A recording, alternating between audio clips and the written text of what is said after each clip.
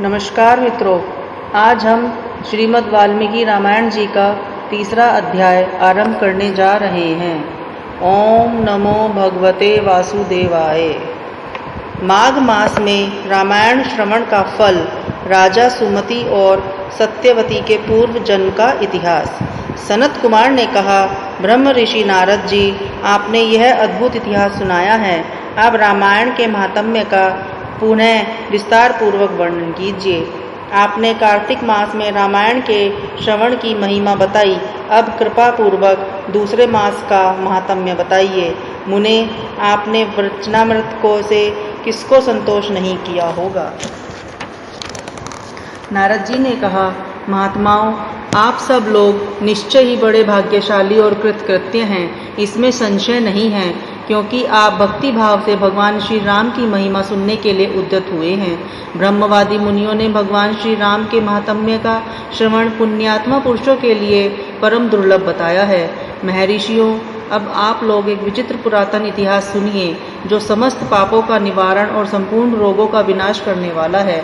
पूर्व काल की बात है, द्वापर में सुमति नाम के प्रसिद्ध एक राजा हुए थे, जिनका जन्म चंद्रवंश में हुआ था। वे श्री संपन्न और सातों द्वीपों के एकमात्र सम्राट थे। उनका मन सदा धर्म में ही लगा रहता था। वे सत्यवादी तथा सब प्रकार की संपत्तियों से सुशोभित थे। सदा श्री राम कथा के सेवन और श्री राम कथा की ही समाराधना में संलग्न रहते थे। श्री राम जी की पूजा अर्चना में लगे रहने वाले भक्तों को वे सदा सेवा में करते थे। उनमें अहंकार नाम का जरा सा भी अंश नहीं था।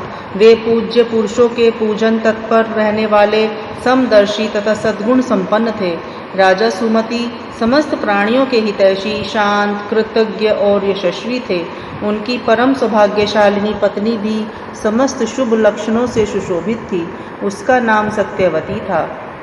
वह पवित्रता थी, पति में ही उसके प्राण बसते थे। वे दोनों पति पत्नी सदा रामायण के ही पढ़ने और सुनने में संलग्न रहते थे। सदा अन्न का दान करते और प्रतिदिन जल दान में प्रवृत्त रहते थे। उन्होंने असंख्य पोखरों, बगीचों और बावड़ियों का निर्माण किया था। महाभाग राजा सुमति भी सदा रामायण के ही अनुशील रहते थे। वे भक्ति भाव से भावित हो रामायण को ही बाँचते अथवा सुनते थे। इस प्रकार वे धर्मज्ञ नरेश सदा श्री राम की आराधना में ही तत्पर रहते थे। उनकी प्यारी पत्नी सत्यवती भी ऐसी ही थी। देवता भी उन दोनों दंपत्ति की सदा भूरी भूरी प्रशंसा करते रहते थे। एक दिन उन त्रिभुवन विख्यात धर्मात्मा राजा रानी को देखने के लिए विभांडक मुनि अपने बहुत से शिष्यों के साथ वहां आए। मुनिवर विभांडक को आया देख राजा सुमति को बहुत सुख मिला। वे पूजा की विस्तृत सामग्री साथ ले पत्नी सहित उनकी आगवानी के लिए गए। जब मुनि का अतिथि सत्कार संपन्न हो गया, वे अविशांत स्वभाव से आसन पर विराजमान हो गए। उस समय अपने आसन पर बैठे हुए भूपाल ने मुनि से हाथ जोड़कर कहा। राजा बोले, भगवान, आज आपके शुभागमन से मैं कृतार्थ हो गया, क्योंकि श्रेष्ठ पुरुष संतों के आगमन को सुखदायक बताकर उसकी प्रशंसा करते हैं। जहाँ महापुरुषों का प्रेम होता है, वहाँ सारी संपत्तियाँ अपने आप उपस्थित हो जाती हैं। वहाँ तेज, कीर्ति, धन, पुत्र सभी वस्तुएं उपलब्ध होती हैं। ऐसा विद्वान पुरुषों का कथन है। मुने, प्रभो, जहाँ संत महात्मा बड़ी भारी कृपा करते हैं, वहाँ प्रतिदिन कल्याण में साधनों की वृद्धि होती है। ब्राह्मण जो अपने मस्तक पर ब्राह्मणों का चरणोदक धारण करता है, उस पुण्यात्मा पुरुष ने सब तीर्थों में स्नान कर लिया, इसमें कोई संशय नहीं है। शांत स्वरूप महर्षि, मेरे पुत्र, पत्नी तथा सारी संपत्ति आपके चरणों में समर्पित है। आज्ञा दीजिए, हम आपकी क्या सेवा करें। ऐसी बातें कहते हुए राजा सुमति की ओर देखकर मुनीश्वर विभांडक बड़े प्रसन्न हुए और उन्होंने अपने हाथ से राजा को स्पर्श करते हुए कहा। ऋषि बोले, राजन, तुमने जो कुछ कहा है वह सब तुम्हारे कुल के अनुरूप है। जो इस प्रकार विनय से झुक जाते हैं, वे सब लोग परम कल्याण के भागी होते हैं। भूपाल, तुम सन्मार्ग पर चलने वाले हो, मैं तुम पर बहुत प्रसन्न हूँ। महाभाग तुम्हारा कल्याण हो। मैं तुमसे जो कुछ पूछता हूँ उसे बताओ।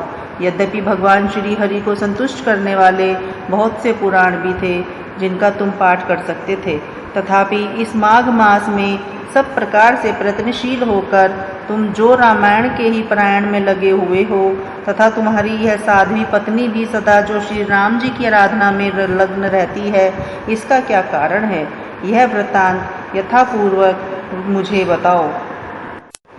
राजा ने कहा, भगवन सुनिए, आप जो कुछ पूछते हैं वह सब मैं बता रहा हूँ। मुने, हम दोनों का चरित्र संपूर्ण जगत के लिए आश्चर्यजनक है।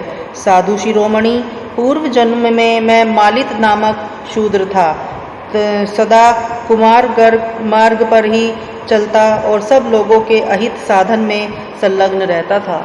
दूसरी ओर दूसरों की मैं चुगली करता और धर्मद्रोही देवता संबंधी द्रव्य का अपहरण करने वाला तथा महापातकियों के संसर्ग में रहने वाला था। मैं देव संपत्ति से ही जीविका चलाता था। गो हत्या, ब्राह्मण हत्या और चोरी करना यही अपना धंधा था। मैं सदा दूसरे प्राणियों की हिंसा में ही लगा रहता था। प्रतिदिन दूसरों से कठोर बातें बोलना, पाप करना और वेश्याओं में आसक्त रहता था। इस प्रकार कुछ काल तक घर में रहा। फिर बड़े लोगों की आज्ञा का उल्लंघन करने के कारण मेरे सभी भाई बंधुओं ने मुझे त्याग दिया और मैं दुखी होकर वन में चला आया। वहाँ प्रतिदिन मृगों का मांस खाकर रहता था और कांटे आदि बिछाकर लोगों के आने जाने का मार्ग अवरुद्ध कर देता था। इस तरह अकेला बहुत दुख भोगता हुआ मैं उस निर्जन वन में रहने लगा। एक दिन की बात है, मैं भूखा प्यासा, थका मांदा, निद्रा से झूमता हुआ एक निर्जन वन में आया। वहाँ देव योग से वशिष्ठ जी के आश्रम पर मेरी दृष्टि पड़ी। उस आश्रम के निकट एक विशाल सरोवर था जिसमें हंस और कारंडव आदि जल पक्षी छा रहे थे। मुनीश्वर, यह सरोवर चारों ओर से वन्य पुष्प समूहों द्वारा आच्छादित था। वहाँ जाकर मैंने पानी पिया और उसके तट पर बैठकर अपनी थकावट दूर की। फिर कुछ वृक्षों की जड़ें उखाड़कर उनके द्वारा अपनी भूख बुझाई। वशिष्ठ जी के आश्रम से के पास ही मैं निवास करने लगा। टूटी फूटी स्टफिक शिलाओं को जोड़कर मैंने वहाँ दीवार खड़ी की। फिर पत्तों, तिनकों और काष्ठों द्वारा एक सुंदर घर बना लिया। उसी घर में रहकर मैं व्याघ्रों की वृत्ति का आश्रय ले नाना प्रकार के मृगों को मारकर उन्हीं के द्वारा 20 वर्षों तक अपनी जीविका चलाता रहा। तदंतर मेरी ये साध्वी पत्नी वहाँ मेरे पास आई। पूर्व जन्म में इसका नाम काली था। काली निषाद कुल की कन्या थी और विंध्य प्रदेश से उत्पन्न हुई थी। उसके भाई बंधुओं ने उसे त्याग दिया था। वह दुख से पीड़ित थी। उसका शरीर वृद्ध हो चला था। ब्राह्मण, वह भूख प्यास से शिथिल हो गई थी और इस सोच में पड़ी थी कि भोजन कार्य कैसे चलेगा। देव योग से घूमती घामती वह उसी निर्जन वन में आ पहुंची जिसमें मैं रहता था। गर्मी का महीना था। बाहर इसे धूप सता रही थी और भीतर मानसिक संताप अत्यंत पीड़ा दे रहा था। इस दुखनी नारी को देखकर मेरे मन में बड़ी दया आई। मैंने इसे पीने के लिए जल और खाने के लिए मांस और कुछ जंगली फल दिए। ब्राह्मण, काली जब विश्राम कर चुकी तब मैंने उससे उसका यथावत वृतांत पूछा। महामुने, मेरे पूछने पर उसने अपने जन्म कर्म निवेदन किए थे, उन्हें मैं बताता हूँ। सुनिए। उसका नाम काली था और वह निषाद कुल की कन्या थी। विद्वान, उसके पिता का नाम दाम्भिक था और उसी की पुत्री थी।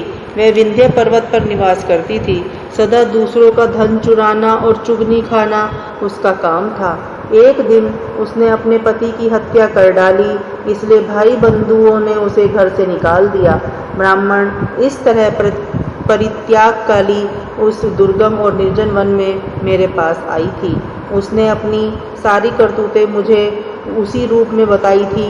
मुने, जब वशिष्ठ जी ने उस पावन पवित्र आश्रम के निकट मैं काली और दोनों पति पत्नी का संबंध स्वीकार करके रहने और मांसाहार से अपना जीवन निर्वाह करने लगे। एक दिन हम दोनों जीविका के निमित्त कुछ उद्यम करने के लिए वहाँ वशिष्ठ जी के आश्रम पर गए। महात्मन, वहाँ देव ऋषियों का समाज जुटा हुआ था। वही देखकर हम लोग उधर गए। वहाँ माघ मास में प्रतिदिन ब्राह्मण लोग रामायण का पाठ करते दिखाई देते थे।